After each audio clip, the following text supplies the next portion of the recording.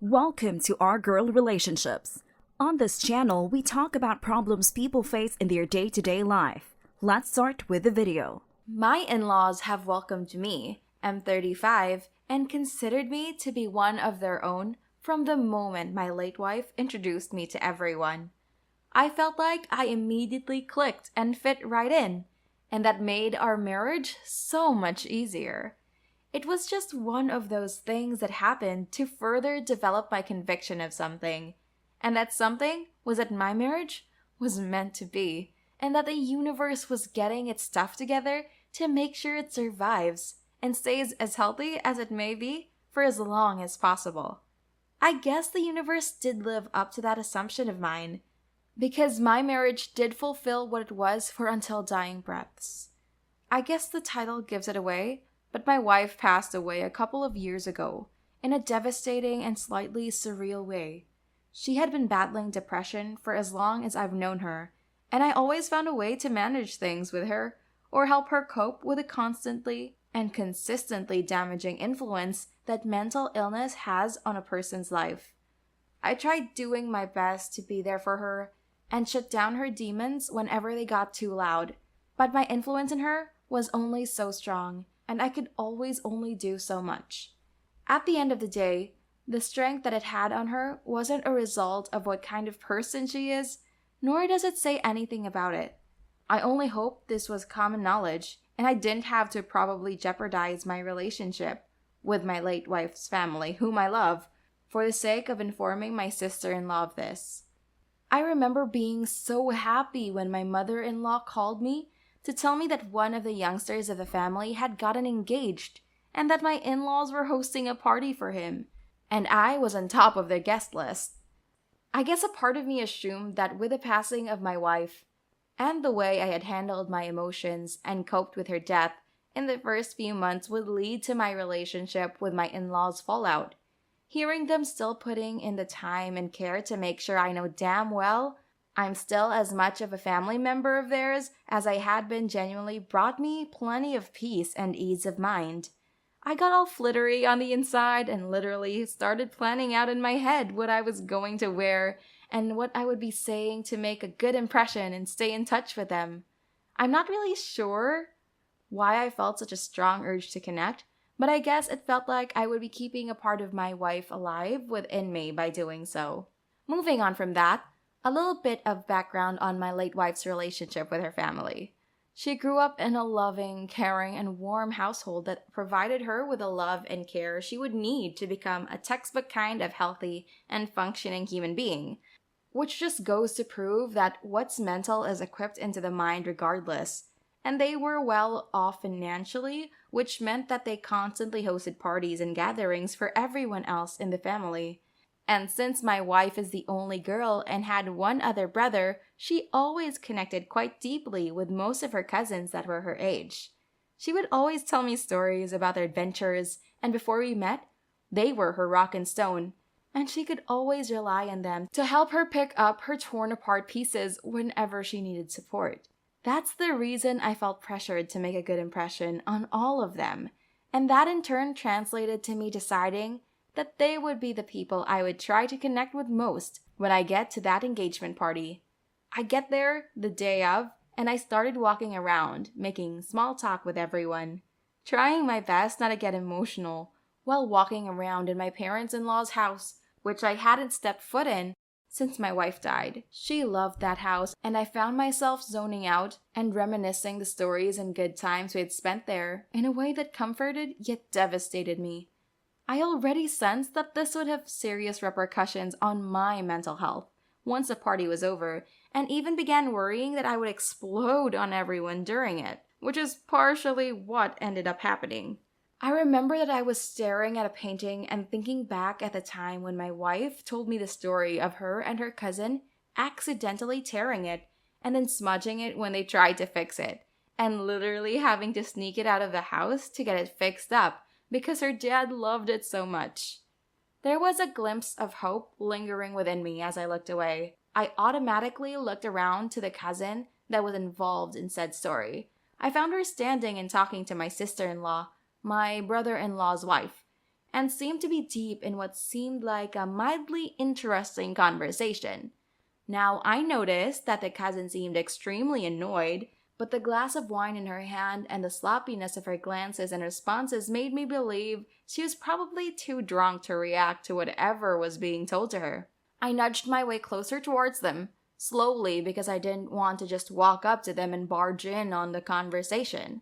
I don't really know what made me so determined to participate, but something about the calmness of the memory made me want to talk to the cousin, even if she seemed a bit too loopy. Listen, I don't really know why I did most things that I did that day. This is just one of the many things that I look back on and think to myself, why so determined?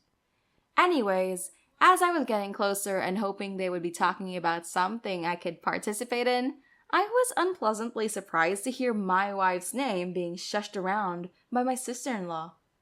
I stood to the side and listened in as she went on and on about how suicide is selfish and people shouldn't glorify nor feel sad for people who decide to take their own lives without any consideration to the damage and torture it would inflict on their loved ones.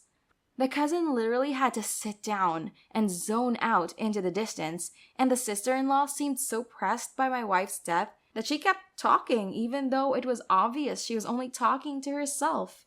She went on and on about how the brother-in-law's health has been dragged to mud since his sister died, and she blames her for derailing the lives of an entire family, how if she actually loved them, she wouldn't do something so impulsive and commit to a short-term solution to a long-term problem in a way that would tear apart more people that her, and I quote, stupid mind could put together. I guess that was a drop that overflowed my cup. I had been listening in for some time by then, and I was absolutely infuriated. The abundant sum of feelings I had been feeling that night literally controlled me as I walked over to her, took the glass from the cousin's hand and pushed her aside, spilled it on sister-in-law's very much white attire, and smashed it near her feet. I then went on a rant about how if she was so bothered by my wife's death and influenced by it, she should at least have the human decency of talking poorly about her when I'm not here, or grow the balls to say it to my face. I told her that if there weren't kids around, I'd use many other expressions that would teach her the lesson, and then slipped on to look at everyone and tell them that if they too wish to say something about my wife, there's plenty of wine to go around and I'd be more than happy to shower them with it. Just hope I don't come across any acid anytime soon. My sister-in-law left the house immediately, and although my brother-in-law seemed pissed at me that day, he didn't say anything about it afterwards and invited me many times to hang out. And I think it would be safe to say that this was a key point in what resulted in their divorce. I apologized to my parents-in-law and couldn't quite decipher whether they were holding anything against me for ruining the party that they were hosting or not. But I definitely didn't get invited to any after that happened. Not the asshole. Not sure why you didn't get invited because what you said and did was justifiable. You can't really be blamed for not trusting anyone because you were literally standing before someone that you once trusted and that basically stabbed your wife in the back because of the struggles she had to endure as a mentally ill person. You're a good man. If your in-laws don't see it, you shouldn't stay anywhere near them. Not the asshole. Brother-in-law is the real MVP. She doesn't seem like a jolly person to be around to me, and I guess he made that realization too. Irreversible indeed. Not the asshole. I would have thrown these hands so fast. One of my biggest pet peeves is people who try blaming the mentally ill for their illness. Like, boy, would you walk up to someone with heart cancer and go on a rant about how if they loved their family members, they wouldn't die to their unchangeable disease? My 36F daughter, 6F, has a friend, 6F, whose mother I have frequently had issues with. Mom B, 30s F, and her husband, M30s, are what's yours is mine people, and have taught their daughter that mindset. My daughter has a very fragile teddy that her granny gifted her when she was christened. I've mended this teddy 100 times, but it's still falling apart because my daughter carries it literally everywhere. She's super gentle with it and has come up with her own rules that you have to follow to hold and play with the teddy. My daughter asked to have a play date sleepover with her friend a few months ago. After talking to her parents, I agreed. Turns out the girls fought like cats and dogs over her teddy because the friend didn't want to follow the rules and didn't understand that if she can't follow, then she can't play. The friend threw my daughter's teddy. She called me to come home early. Next day, I guess they sorted it and were friends once again. My daughter does not play with the teddy at school. She just puts him in her backpack, as far as I know, because she's scared other kids will hurt Teddy, and I'm pretty sure this is the only reason they're still friends. The girls have wanted to have sleepovers multiple times since, but after talking to her friend's mother and being told that if my daughter brings her teddy into Mom B's house, then Mom B's rules go, and my daughter will have to share whether her friend isn't careful or not. I've denied. She suggested they sleep over at my house, but I've seen how her daughter acts at school and on the playground, picking up toys that aren't hers and just running off, fighting with other kids over their toys, etc. And I just don't think she would play with said teddy properly, even under my roof. Am I the asshole for this? I've talked to other parents in her class who had the same problem and just hid the toy. But I don't think my daughter should have to go without the teddy all night for someone else's behavior. Mild, everyone sucks here. The other mom sucks for obvious reasons, and much more than you do. But you're also doing your kid a disservice by not showing her how to enforce her own boundaries and deal with the natural consequences.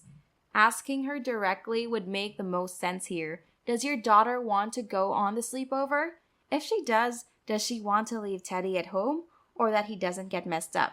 So that he doesn't get messed up? Ultimately, it was bound to happen that there would be a situation where it wasn't appropriate for her to bring Teddy, and learning how to cope with that is an important skill. Precious items like that should not be taken to school or kept out when other kids come over. My daughter is 7, and whenever we have play dates, I have her get out toys she wants to share and play with. Or if she's fine sharing most things in her room, we put away the special things. Also, these girls are 6, and they're going to do boundary stomping things like this because it's part of their learning process. When the girls come over, it's okay to teach her your house rules, and it sounds like they need to be supervised. You can teach them both to share, take turns, ask for permission, etc. I'm kinda in the you're the asshole camp for how scandalized you seem to be over a 6-year-old who hasn't yet learned this stuff. And because you want to deprive your daughter of playtime with his friend because of it. You're the asshole for not talking this specific problem out with your daughter. She wants a sleepover with her friend. She also wants Teddy to be safe. Which does she care about more? Does she mind having Teddy put someplace safe for the night so she can have a sleepover? Does she have any ideas on how to keep Teddy safe when friends are over to play? If she's okay with Teddy in her backpack during school, would she be okay with Teddy in her backpack during the party? And the backpack hung someplace safe? Just as during school, choosing whether or not to have a party and what to do to keep Teddy safe is something your daughter needs a say in. Don't deny her social activities she's shown she wants just because you're worried about Teddy without talking to her about the situation and finding the solution she is happy with. I, 20F, am a university student who lives with my parents. They got me a cat when I was 16 and then another one when I was 17. I've grown really attached to them. I'm their sole caretaker. I do everything, and no one else in my family is responsible for them. They're permanent fixtures in my life, and they help me through so much. The second cat, let's call him C, is super attached to me, and the vet suspects he has separation anxiety. He gets really scared of other people, but is really affectionate and clingy with me.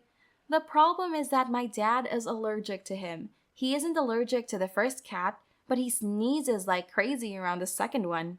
He travels for work, so for every 3 months he's only home for 1.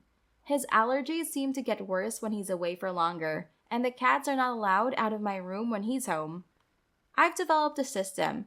I make sure to change whenever I leave my room so there isn't any fur or dander. It seems to work, but sometimes my brother or my mother enter my room and my dad starts sneezing.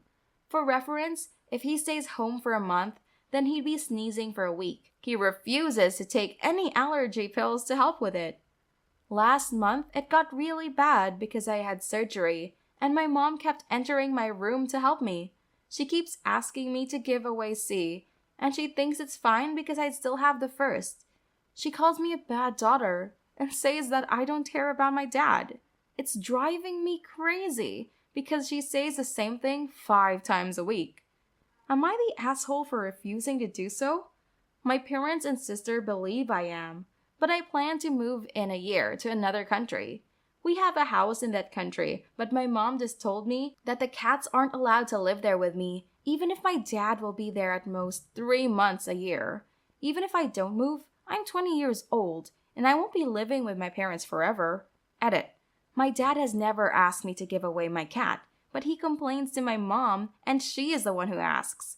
She has never asked me to give away my cat before last year. Also, his allergies aren't bad. All that happens is sneezing and nothing serious. Edit. Again, since everyone is asking me to move out. My parents will not let me move out unless I'm married or I'm moving for school. It's a cultural thing. We're South Asian. I don't have the option to simply move out. I wish I did. I also can't legally work while studying in the country I live in, but I am looking into moving somewhere else in a year. Everyone sucks here. They shouldn't have let you keep the cat for so long if it's an issue, but you're also living under the roof of someone who is allergic to your cat. Like your dad, I'm fine with some cats, but others I cannot be in the same building as. I know for my cat allergy that I have to take cetirizine every couple of hours when I'm in the home of a cat I'm allergic to for it to actually help. For references, they're generally sold as once-a-day treatments. If taken regularly, they can really mess with your sleep and have other side effects like nausea, diarrhea, and dry mouth. See Ted Lasso for why this is a problem. Can't you find another place for your cat to stay until you move out? And by move out, I mean to a house that your dad doesn't own and would potentially have to avoid because of your cat. You're the asshole. This situation sucks for everyone. Giving up a pet is brutal. However, I would put the health of my family members above keeping a pet. Allergy meds and shots? I hate when people say, just take a pill, no big deal. Meds and shots don't always work. They have lots of side effects. Some are contraindicated with other medications. It's not always as simple as just taking a pill. Repeated exposure to a severe allergen can cause serious health consequences. This is not a healthy situation for your dad, even if he is gone a lot. Could someone else keep the cat for you until you move out? Can you move out now? What's more important, the cat? Your dad? Living rent-free? You have some grown-up choices to make. Again, I get it. I would be sad too if I had to give up my dogs. I did have to return one rescue due to allergies. No hate. I gave them a very generous donation to support the dog until he was adopted. I felt horrible, but I had to put the health of the humans first.